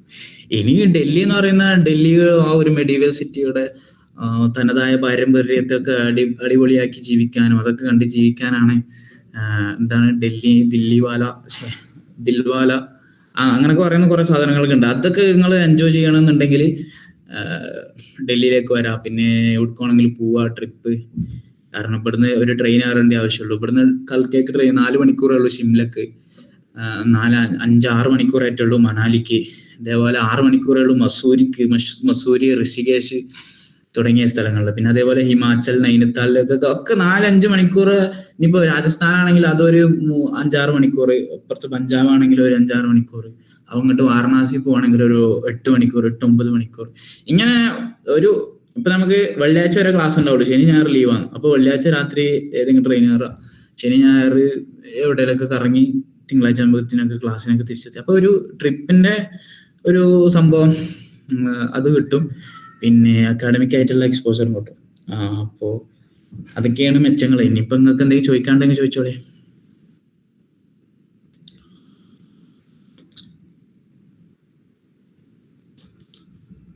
ഓക്കെ, ടെലിഗ്രാം ഗ്രൂപ്പ് എങ്ങനെ കിട്ടുവാന്ന് ചോദിച്ചാല് നമ്മളത് തപ്പി കണ്ടുപിടിക്കാൻ തന്നെ വേണ്ടി വരും. അതായത് ഇങ്ങനെയൊക്കെ അടിച്ചു കൊടുത്താൽ മതി. ടെലിഗ്രാമിൽ PG സൈക്കോളജി 2026 എന്നൊക്കെ അടിച്ചു നോക്കാം. അപ്പോ ആരെയൊക്കെ ഗ്രൂപ്പ് ഉണ്ടാക്കി വെച്ചിട്ടുണ്ടാവും. അപ്പൊ അതിലൊക്കെ ഇങ്ങനെ കയറും. എനിക്ക് തോന്നുന്നു പവർ വിത്തിൻ സൈക്കോളജിയുടെ എന്തായാലും ഉണ്ടാവേണ്ടതാണ്. കഴിഞ്ഞ വർഷമൊക്കെ ഉണ്ടായിരുന്നു പവർ വിത്തിൻ സൈക്കോളജി. അപ്പൊ അവരുടെ ടെലിഗ്രാം ഗ്രൂപ്പിലൊക്കെ ജോയിൻ ചെയ്യാം. അതൊക്കെ ഉപകാരപ്പെടും. അങ്ങനൊക്കെ നിങ്ങൾക്ക് ടെലിഗ്രാം ഗ്രൂപ്പ് കിട്ടും. പിന്നെ പവർ വിത്തിൻ സൈക്കോളജിന്റെ തന്നെ ഇതുണ്ട്, മെറ്റീരിയൽസ് ഉണ്ട്. അതായത് 2 പാർട്ടുള്ള ബുക്ക് ഉണ്ട്. അപ്പൊ അത് റെഫർ ചെയ്താല് അത് നല്ലോണം ഹെൽപ്പ് ചെയ്യും CUTക്ക് വേണ്ടിയിട്ട്. അത് ഏകദേശം എല്ലാ ടോപ്പിക്കും നല്ല വൃത്തിക്ക് കവർ ചെയ്യുന്നുണ്ട്. അപ്പൊ അത് നോക്കിയാല് CUTക്ക് കൂളായിട്ട് പ്രിപ്പയർ ചെയ്യാൻ പറ്റും. ജാമ്യൊക്കെ എങ്ങനെയാ 2nd റാങ്ക് അടിച്ചത്? എന്താ പറ്റിയെന്ന് എനിക്കറിയില്ല. ഞാൻ ലാസ്റ്റ് റിസൾട്ട് വന്നപ്പോ 2ാമതിന്റെ പേരുണ്ടായി, അത് തന്നെയാന്ന് തോന്നുന്നുണ്ട് 2nd റാങ്ക്. അത് നമ്മളിങ്ങനെ ജാമ്യയിലാവുമ്പോ എങ്ങനെയാന്ന് വെച്ചാല് ജാമ്യയിൽ കുറെ റിസർവേഷൻ ഉണ്ട്. മുസ്ലിം റിസർവേഷൻ, മുസ്ലിം SC ST ഉണ്ട്, മുസ്ലിം വുമൻ ഉണ്ട്. അതിനൊക്കെ 4 റിസർവേഷൻ ഒക്കെ ഉണ്ട്. അപ്പൊ നമ്മളിങ്ങനെ താഴെന്ന് ഇങ്ങനെ നോക്കിക്കൊണ്ട് പോവാ. ഇതിലെവിടെയും കിട്ടിയിട്ടില്ലല്ലോ. പിന്നെ ഇങ്ങനെ ജനറലിൽ വന്നിട്ട് ഇങ്ങനെ നോക്കുമ്പോ മേലെ 2ാമത് പേരുണ്ടായി. പാർട്ട് ടൈം ജോബ് ചെയ്യാൻ ഓപ്പർച്യൂണിറ്റീസ് ഉണ്ടോ എന്ന് ചോദിച്ചാൽ, അതായത് ഇവിടെ യുജിക്ക് വരുന്ന കുറെ കുട്ടികൾ പാർട്ട് ടൈം ജോബിനൊക്കെ പോകുന്നുണ്ട്. പക്ഷേ പി ജിക്ക് വരുന്ന എല്ലാവരും പഠിക്കാൻ വേണ്ടിയിട്ടാണ് വരുന്നത്. അപ്പോൾ അവരങ്ങനെ പാർട്ട് ടൈം ചൂസ് ചെയ്യാറില്ല. നിങ്ങൾക്ക് പാർട്ട് ടൈമിനുള്ള ടൈം ഉണ്ടാവോ എന്നുള്ളതാണ് ഡൗട്ട്. പാർട്ട് ടൈമിന് പറ്റുന്ന പാർട്ട് ടൈമിന് അത്ര പണി മീൻസ് അങ്ങനെ ഉണ്ടോ എനിക്കറിയില്ല. ഒരുപാട് കോൾ സെന്ററുകളൊക്കെ ഒക്കെ ഉണ്ട് കേട്ടോ നോയിഡയിലൊക്കെ. പക്ഷെ നോയിഡയിൽ നിന്ന് ഇവിടെ നിന്ന് അങ്ങോട്ട് 1 മണിക്കൂറോളം ട്രെയിനിൽ കയറി ഇരിക്കുക, അല്ല മെട്രോയിൽ കയറി ഇരുന്ന് അവിടെ വരെ പോയി പിന്നെ തിരിച്ചൊക്കെ വരേണ്ടത്. അത് വലിയ ടാസ്കുള്ള പണിയാണ്. അപ്പോൾ അതിനൊക്കെ സമയം ഉണ്ടെങ്കിൽ നോക്കാം പാർട്ട് ടൈം ജോബൊക്കെ. ടെലിഗ്രാമിൽ കിട്ടണില്ലേ? കിട്ടേണ്ടതാണല്ലോ. ഉണ്ടാവും, തപ്പി നോക്കിയാൽ എന്തായാലും കിട്ടും. DRDOയിലെ ഇന്റേൺഷിപ്പിനെ കുറിച്ച് പറയാമോ? ജോബ് കിട്ടാൻ ഇന്റേൺഷിപ്പ് ചെയ്യാൻ പറ്റും. DRDO അതായത് നമുക്ക് പറഞ്ഞ തേർഡ് സെമ്മിന് സമ്മർ ഇന്റേൺഷിപ്പ് തേർഡ് സെമ്മിന് മുമ്പായിട്ടാണ് നമുക്ക് ഇന്റേൺഷിപ്പ് ചെയ്യാൻ പറ്റും. അപ്പൊ DRDOയില് എയിംസിലൊക്കെ പറ്റും. എങ്ങനെയാന്ന് പറയുന്നത് അതിന്റെ പ്രോസസ്സ് ഇപ്പോഴും പറഞ്ഞിട്ടില്ല. നമുക്ക് ഇപ്പോ ഇന്നലെ നമുക്ക് ഏതൊക്കെ ഇൻസ്റ്റിറ്റ്യൂട്ടിൽ പോയി നമുക്ക് ഇന്റേൺഷിപ്പ് ചെയ്യാൻ പറ്റും എന്നുള്ളതിന്റെ ഒരു ലിസ്റ്റ് മാത്രമേ കിട്ടിയിട്ടുള്ളൂ. അതിൽ DRDO ഉണ്ട്. നമുക്ക് DRDO നമുക്ക് ഇവിടുന്ന് ഒരു കൃത്യമായിട്ടുള്ള LOR കിട്ടും, ലെറ്റർ ഓഫ് റെക്കമെൻഡേഷൻ ഡിപ്പാർട്ട്മെന്റിന്റെ കീഴിൽ നിന്ന്.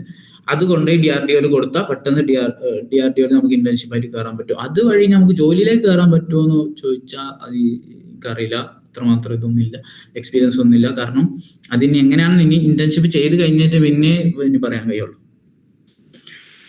ക്വസ്റ്റ്യൻ പേപ്പർ പാറ്റേൺ ഇനി ഈ വർഷം മാറിയിട്ടുണ്ടോ എന്ന് എനിക്കറിയില്ല. പക്ഷെ 75 ക്വസ്റ്റ്യൻസ് ആണ് ഉണ്ടാവുക. ഒന്നിന് 4 മാർക്ക്. നെഗറ്റീവ് വരുന്നത് ഒരു മാർക്ക് നെഗറ്റീവ് മാർക്ക് ഉണ്ടാവും. അപ്പോൾ അങ്ങനെ ഉണ്ടാവുക. അങ്ങനെയാണ്. ജാമ്യക്ക് വരുന്നത് ഒരു റൈറ്റ് ആൻസറിന് 1 മാർക്ക് ഉണ്ടാവും. നെഗറ്റീവ് 0.25 ആണ് നെഗറ്റീവ് മാർക്കിംഗ് ഉണ്ടാവുക ജാമ്യന്റെ കേസിൽ. CUT ആവുമ്പോൾ 4 മാർക്കും പിന്നെ -1 ഉണ്ടാവുക. അങ്ങനെ 75 ക്വസ്റ്റ്യൻസ് ഉണ്ടാവും. പിന്നെ ഏതൊക്കെ ഏരിയയിൽ നിന്ന് എത്ര മാർക്കിന് വരും എന്നുള്ളതിന്റെ ഒരു PDF ഒരു പേപ്പർ എന്തോ ഉണ്ടായിരുന്നു. ഞാൻ നോക്കാൻ പറ്റുവാണെങ്കിൽ നമ്മൾ ഷെയർ ചെയ്യാം.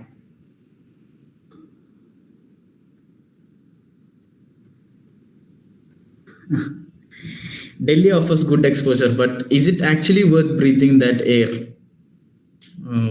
അതായത് ആക്ച്വലി വെർത്ത് ഹൗ എങ്ങനെയാണ് വെർത്ത് ചെയ്യുന്നതെന്നാണല്ലോ. നമ്മൾ ഫിസിയോളജിക്കലി വെർത്ത് ചെയ്യുന്നുണ്ടോ, വേറെ എങ്ങനെയെങ്കിലും കാണുന്നു? അതായത് AQI 400 തണുപ്പ് ഏകദേശം ഒരു 8 ഡിഗ്രി ഒക്കെ ഉണ്ട് നേരത്ത്. ഇനി അതായത് it depends on the person. നിങ്ങളെ അവസാനം നിങ്ങൾക്ക് ഇത് വെർത്താണെന്ന് തോന്നുന്നുണ്ടെങ്കിൽ അത് വെർത്താണ്. ഇനി വെർത്താന്ന് തോന്നുന്നില്ലെങ്കിൽ വെർത്താന്നില്ല. വെർത്താന്ന് തോന്നണം എന്നുണ്ടെങ്കിൽ നമുക്ക് അത്യാവശ്യം അതിനനുസരിച്ചുള്ള പണിയെടുക്കുക, അപ്പൊ വെർത്താവും. അല്ലെങ്കിൽ വെർത്ത് ഉണ്ടാവില്ല. ജാമ്യ പ്രിപ്പറേഷൻ മെയിൻലി എന്തൊക്കെയാ ഫോക്കസ് ചെയ്യണം? ഓക്കെ, ജാമ്യ GRE നോക്കുക, പിന്നെ ജനറൽ നോക്കുക. മീൻസ് ജനറൽ പാർട്ട് നോക്കുക. 20 ക്വസ്റ്റ്യൻസ് ജനറൽ പാർട്ട് എന്നാ വരിക. അത് ഏകദേശം 80% നമ്മൾ വരുന്നത് ഡൊമൈൻ എന്നായിരിക്കും, ബാക്കി 20% ജനറൽ എന്നായിരിക്കും. അപ്പൊ നിങ്ങള് പരമാവധി ജനറലിനൊക്കെ ഏകദേശം ഒരേ പാറ്റേൺ ആണ്. ജാമ്യനെ കുറിച്ച് കുറച്ച് പഠിക്കാനുണ്ടാവും. ജാമ്യം ഉണ്ടാക്കിയത് ആരാണ്, അതിന്റെ ഫൗണ്ടിങ് ഫാദേഴ്സും കുറച്ച് അലിഗഡ് മൂവ്മെന്റിന്റെ കുറച്ച് സംഭവങ്ങൾ. അതേപോലെ ഇപ്പൊ ഈ സമയത്ത് നടക്കുന്ന ഹോക്കി, വിംബിൾഡൺ, അതേപോലെ UCL വേൾഡ് കപ്പ്, ഫിഫ, ആ സാധനങ്ങളുടെ ഒക്കെ ഇപ്പൊ എന്താ നടക്കണ, ആരൊക്കെ ജയിക്കണത്, ആരൊക്കെ തോക്കണത്, ആർക്കൊക്കെ മെഡൽ കിട്ടണം എന്നുള്ള ഒരു ബോധമുണ്ടെങ്കിൽ ജനറൽ പേപ്പർ ഏകദേശം കവർ ചെയ്യാൻ പറ്റും, ജനറൽ പാർട്ട് കവർ ചെയ്യാൻ പറ്റും. ഡൊമൈൻ ആകുമ്പോൾ ഡൊമൈൻ കാര്യമായിട്ടൊന്നുമില്ല, CUT നമ്മൾ പഠിച്ച തന്നെയാണ്. അതായത് ജാമ്യന്റെ പ്രീവിയസ് ഇയർ പേപ്പേഴ്സ് നല്ല വൃത്തിക്ക് നോക്കുകയാണെന്നുണ്ടെങ്കിൽ ജാമ്യന്റെ ഡൊമൈൻ സാധനങ്ങളൊക്കെ കവർ ചെയ്യാൻ പറ്റും. പോരാണ്ട് സോഷ്യൽ സൈക്കോളജി ഞാൻ പഠിക്കാൻ മറക്കരുത്. സോഷ്യൽ സൈക്കോളജിയിൽ നിന്ന് നല്ല ക്വസ്റ്റ്യൻസ് ജാമ്യക്ക് വരും, അതും ശ്രദ്ധിക്കേണ്ടതാണ്.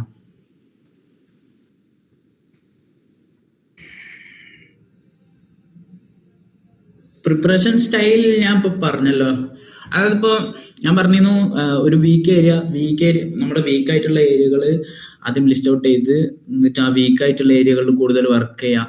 ഇപ്പൊ പവർ റേറ്റിംഗ് സൈക്കോളജി പോലത്തെ മെറ്റീരിയലൊക്കെ എടുത്ത് നമ്മൾ നോട്ട് ഉണ്ടാക്കുക, നമ്മൾ പരമാവധി നോട്ട് ഉണ്ടാക്കുക. അതായത് ലാസ്റ്റ് സമയമാകുമ്പോഴേക്കിനും CUTന്റെ ഒരു 10-15 ദിവസം മുമ്പൊക്കെ നമ്മൾ ഇനി പുതിയ നോട്ടൊന്നും എഴുതാൻ പോകരുത്. നമ്മൾ ഉണ്ടാക്കിയ നോട്ട് ഇങ്ങനെ എടുത്തു വെക്കുക. അതായത് നമ്മൾ നോട്ട് ഇങ്ങനെ എഴുതി പോയാൽ പോരാ, ആ എഴുതിയ നോട്ടൊക്കെ ഇങ്ങനെ നിരന്തരം എടുത്ത് ഇങ്ങനെ വായിച്ചു നോക്കാം. അപ്പൊ നമ്മൾ എന്നും ഇതില് ഈ കണ്ടന്റുമായി നമുക്ക് എന്നൊരു പരിചയം ഉണ്ടാവും.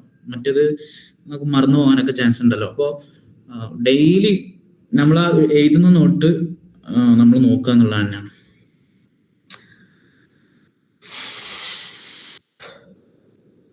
സ്റ്റൈപ്പൻഡ് ഉണ്ടാവുന്ന തോന്നുന്നു. DRDO ഒക്കെ സ്റ്റൈപ്പൻഡ് ഉണ്ടാവും കേട്ടോ.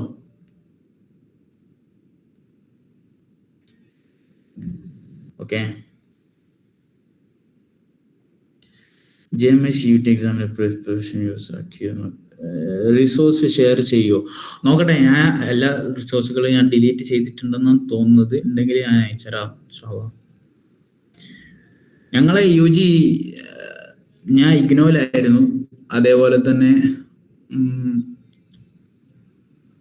ഒരു 7 years ഇസ്ലാമിക് സെമിനാരി സ്കൂളിലൊക്കെ ആയിരുന്നു പഠിച്ചിരുന്നത്.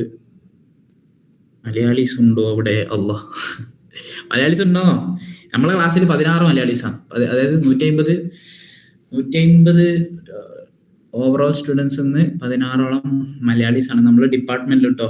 പുറത്ത് അപ്പോ അതൊക്കെ തന്നെ. മലയാളീസ് ഒക്കെ നൈസാണ്, എല്ലാവരും അടിപൊളിയാണ്. പിന്നെന്തോ കഴിഞ്ഞോ?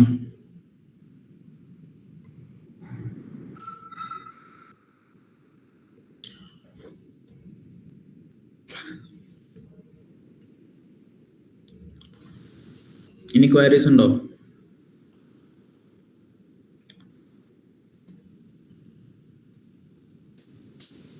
പിന്നെ കൂടുതൽ മലയാളീസ് ഇല്ലാത്ത ഏരിയകളിലേക്ക് പോകാവുന്നതാണ് കേട്ടോ നല്ലത്. ചിലപ്പോൾ മലയാളീസ് കൂടുതലുള്ള ഏരിയകളിൽ പോയാൽ, അല്ലെങ്കിൽ ഏരിയകളിലല്ല ഡിപ്പാർട്ട്മെന്റിലൊക്കെ പോയാൽ നമ്മൾ ചിലപ്പോൾ ലൂപ്പിലാണ്ട് പെട്ടോ, ഫുള്ളും കളിയും ചിരിയും തമാശയൊക്കെ ആയിട്ട്. അപ്പോ മലയാളീസ് ഒക്കെ കുറച്ച് കുറവുള്ള, എന്നാലോ നമുക്കൊരു സെൻസ് ഓഫ് ബിലോങ്ങിങ്നെസ് ഫീൽ ചെയ്യും വേണം. മൊത്തത്തിൽ ഫുള്ള് കുറവായിട്ട് ആകെ ഡിപ്രഷൻ അടിച്ചിരിക്കുന്ന സമയത്ത് ഹിന്ദിക്കാരടുത്ത് പോയി വർത്താനം പറഞ്ഞിട്ട് ഒരു കാര്യം ഉണ്ടാവില്ല. ആ സമയത്ത് മലയാളികൾ തന്നെ വേണ്ടി വരും. അപ്പൊ നമുക്ക് എക്സ്പോസറാണ് തേങ്ങയാണെന്ന് പറഞ്ഞിട്ടൊരു കാര്യം ഉണ്ടാവില്ല. അപ്പൊ മലയാളീസ് തന്നെ വേണ്ടി വരും. അപ്പൊ അത്യാവശ്യം കുറച്ച് മലയാളീസ് വേണം ചെയ്യണം. എന്നാലോ മലയാളീസിന്റെ ആ ഒരു ലൂപ്പിൽ പെട്ട് നമ്മൾ കളിച്ച് തിരിച്ച് തമാശയായി പോയാൽ മെച്ചുണ്ടാവില്ല. Is January too late to start preparation? Not at all, ഒരിക്കലും അല്ല. ജനുവരി ടു ലേറ്റ് ഒന്നല്ല. ഇപ്പൊ നോക്കിയാലും ഇപ്പൊ കറക്റ്റ് ടൈമാണ്. ഇപ്പൊ കറക്റ്റ് ടൈമാണ്. ഇനി ലേറ്റ് ആവുന്നത് അത്ര നല്ലതല്ല. പക്ഷെ ഇപ്പൊ കറക്റ്റ് ടൈമാണ്. ഇപ്പൊ കറക്റ്റ് നോക്കി തുടങ്ങിയാൽ കൂളായിട്ട് എടുക്കാൻ പറ്റും. CUT അല്ലേ, അത്രേ ഉള്ളൂ, നമുക്ക് എടുക്കാൻ പറ്റും.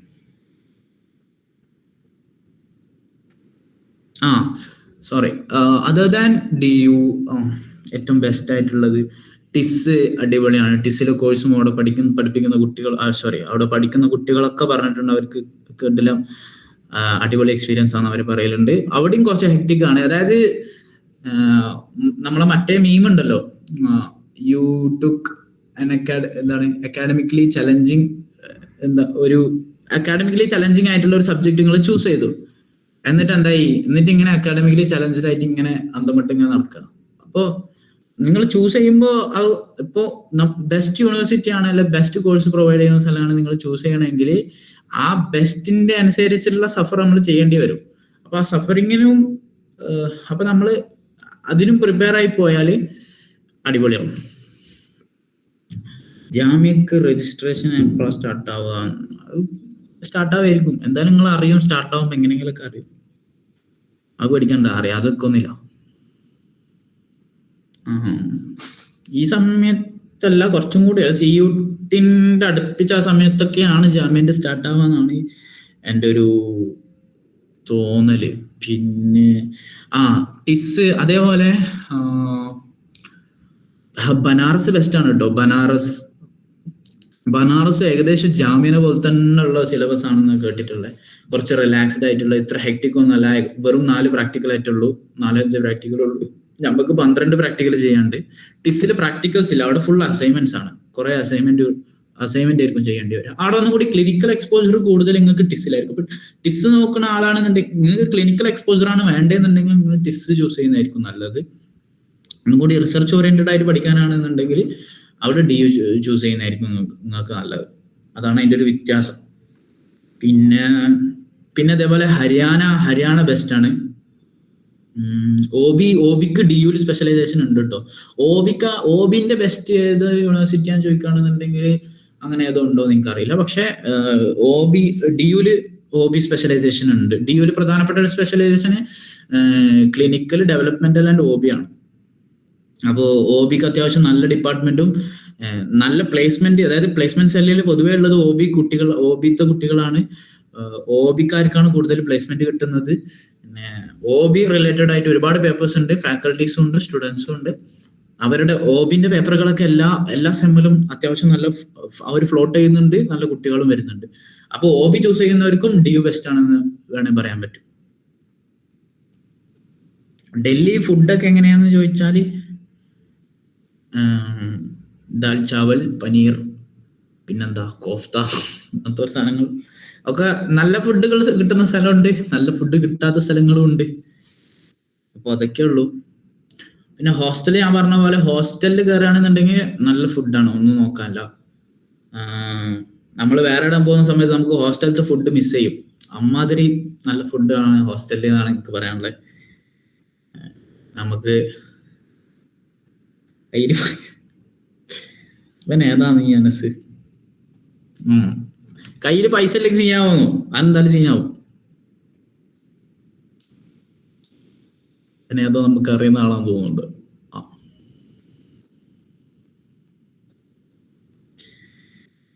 പൈസ അടക്കാൻ വല്ല ഓപ്ഷൻ? പൈസ ഉണ്ടാക്കാനോ? പൈസ ഉണ്ടാക്കാൻ ഇപ്പൊ CUTക്ക് ഇറങ്ങിയിട്ട് കാര്യമില്ല. അതിനിപ്പോ വേറെ എന്തെങ്കിലും പണിക്ക് പോകണ തന്നെയാണ് നല്ലത്.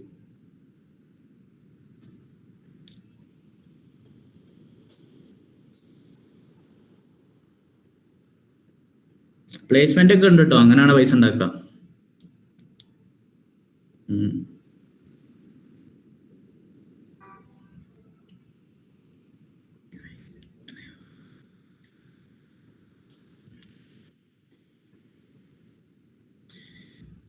സൈക്കോളജി പഠിച്ചാൽ ജോലി കിട്ടുമോ? അതായത് നിങ്ങൾക്ക് കഴിവുണ്ടെങ്കിൽ നിങ്ങൾക്ക് ജോലി കിട്ടും. സ്കോളർഷിപ്സ് സാധാ NSPന്റെ, SSPന്റെ, പിന്നെ E-Grants സ്കോളർഷിപ്പ് തന്നെ ഉള്ളൂ. വേറെ സ്കോളർഷിപ്പ് ഉണ്ടോ എന്ന് എനിക്കറിയില്ല. പിന്നെ ബഡി ഫോർ സ്റ്റഡി എന്ന് പറയുന്ന ഒരു സൈറ്റ് ഉണ്ട്. ഈ SBIന്റെ, HDFCന്റെ ഒക്കെ പ്രൊവൈഡ് ചെയ്യുന്ന കുറേ സ്കോളർഷിപ്പുകൾ വേണമെങ്കിൽ അതൊക്കെ ട്രൈ ചെയ്യാം. പിന്നെ കുറേ തേർഡ് പാർട്ടി പ്രൈവറ്റ് സ്ഥാപനങ്ങൾക്കൊക്കെ കുറേ സ്കോളർഷിപ്പ് കൊടുക്കുന്നുണ്ട്. അപ്പോൾ അത് വേണമെങ്കിൽ ട്രൈ ചെയ്യാം. പിന്നെ SSBക്കും NSBക്കും എല്ലാവരും അപ്ലൈ ചെയ്തോളി, അത് നല്ലതാണ്. NSBക്കും അപ്ലൈ ചെയ്യാം, SSBക്കും അപ്ലൈ ചെയ്യാം, സ്റ്റേറ്റിന്റെ. അങ്ങനെയൊക്കെയാണ് സ്കോളർഷിപ്പ് ഉണ്ടാവുക.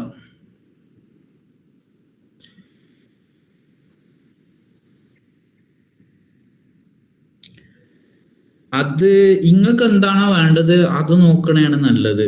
അതിന് അപ്ലൈഡ് ആണോ അതോ ജനറൽ സൈക്കോളജി ആണോ എന്നതിനേക്കാളും നിങ്ങൾക്ക് എന്താണോ ആവശ്യം അത് നോക്കണമായിരിക്കും. നിങ്ങൾക്ക് ഒന്നുകൂടി റിസർച്ച് ഓറിയന്റഡ് ആയിട്ട് പഠിക്കാനാണ് ആഗ്രഹമെങ്കിൽ നോർത്ത് ക്യാമ്പസിലേക്ക് വന്നോളി. അപ്ലൈഡ് ഇനി ഒന്നും കൂടി അപ്ലിക്കേഷൻ ലെവലിലാണ് പഠിക്കാൻ താല്പര്യമുണ്ടെങ്കിൽ സൗത്ത് ക്യാമ്പസിൽ പോകുന്നതാണ് നല്ലത്.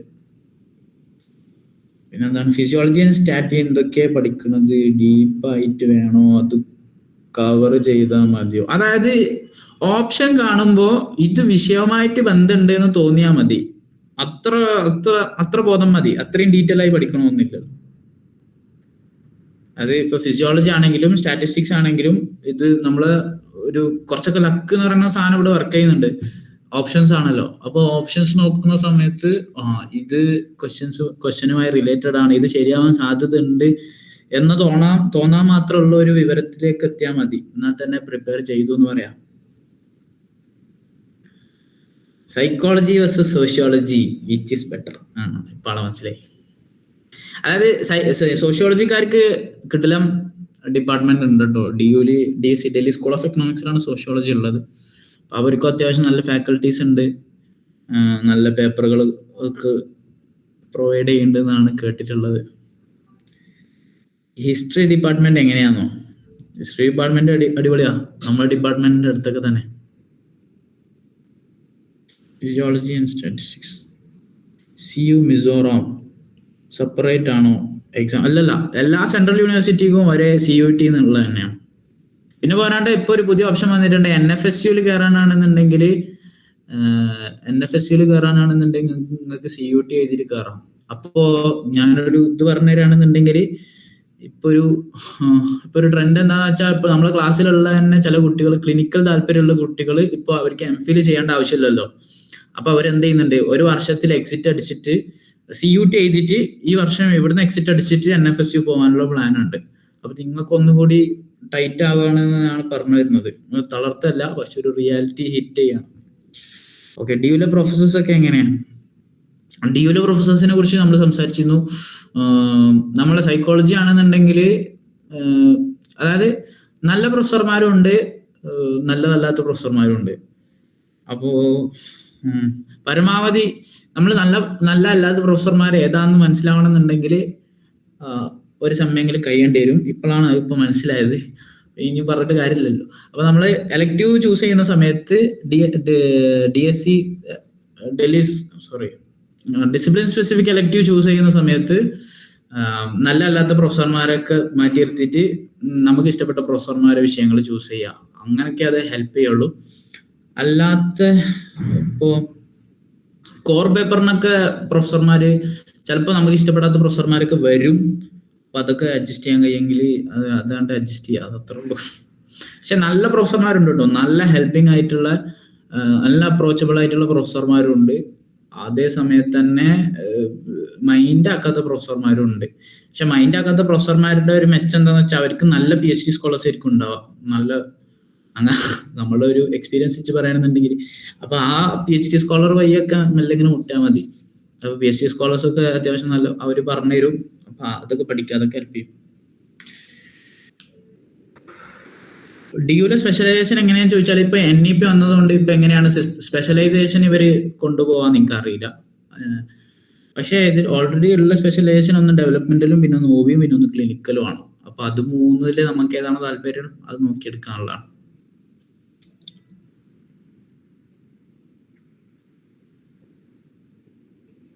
കഴിഞ്ഞോ?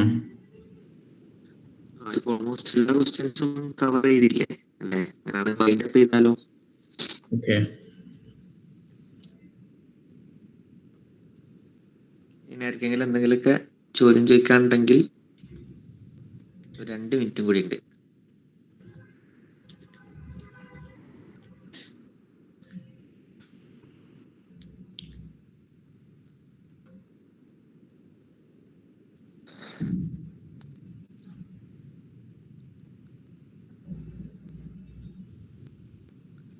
ഐ ഹോപ്പ് നമ്മൾ ഓൾമോസ്റ്റ് എല്ലാ ക്വസ്റ്റ്യൻസും കവർ ചെയ്തിട്ടുണ്ട്. സോ ഇനി എന്തെങ്കിലും സംശയം ഉണ്ടെങ്കിൽ നിങ്ങൾക്ക് എന്ത് ചെയ്യാം, ഡയറക്റ്റ് കോൺടാക്ട് ചെയ്യാം. പിന്നെ